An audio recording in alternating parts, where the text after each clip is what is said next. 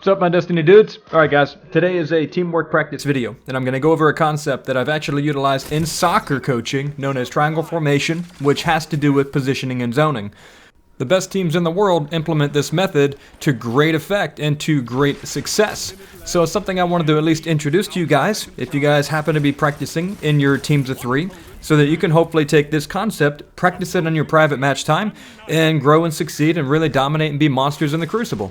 Alright, so let's first explain what I'm looking for, or what I'm trying to describe in detail with this photo right here.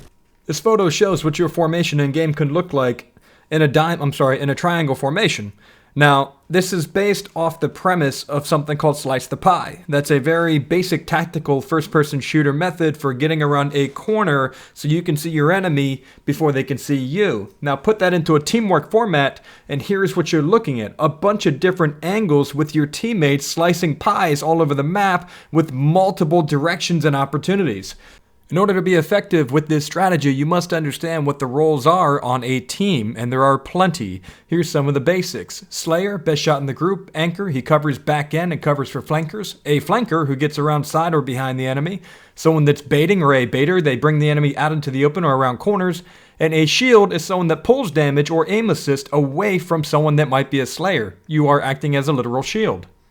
I can do a separate video on these individual roles if you guys want, but this video is specific to the triangle strategy, so let's get right back to it. So the main goal of a triangle formation strategy is that you're going to get into an area or a position such as the heavy weapon position when heavy weapon spawns someplace on the map, and you can effectively take the area while also effectively covering your teammates. So the guy at the bottom has these two angles covered, so he can shoot anywhere in front of that obviously, but he can cover his teammates back.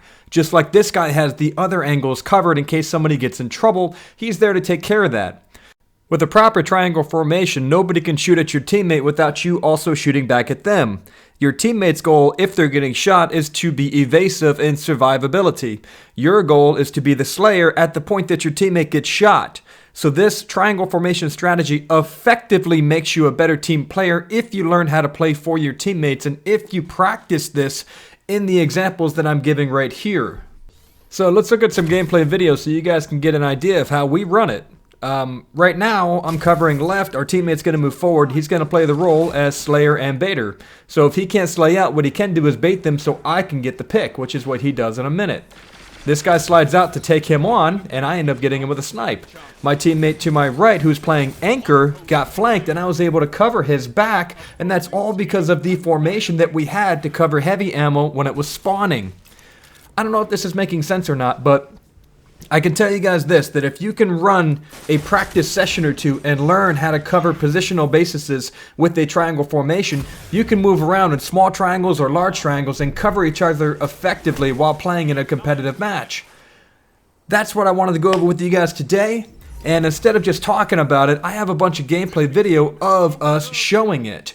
Now, this is something that we've had to learn and practice. We have to learn each other's playstyle to know when I need to take over and when someone else needs to take over a certain role or a certain position. So that comes with time and nonverbal communication. I've actually got a video about nonverbal communication, which I'll leave in the card, so you guys can find that and you can start to work on what's considered to be effective teammate strategy without having to actually talk to your teammates. Anyway, that's what I got for you in this video. I hope it helps. It gives you some idea of what some strategies are and what the high-level players are doing. I'm going to let the rest of the video play out here so you guys can watch how we implement this type of stuff in-game. I'm sorry that there's no chat so you can't hear us calling things out, but you guys can see what the positions look like and how we run it, and it gets us a lot of wins in comp. I hope this is something of a strategy that you guys can play and practice with each other so you can become better teammates to each other, be more competitive, be little PvP monsters. I appreciate you guys so much. Love you all. Thank you so much for your time and for visiting my channel today. Remember to keep it zen out there, my dudes. Enjoy the rest of the video.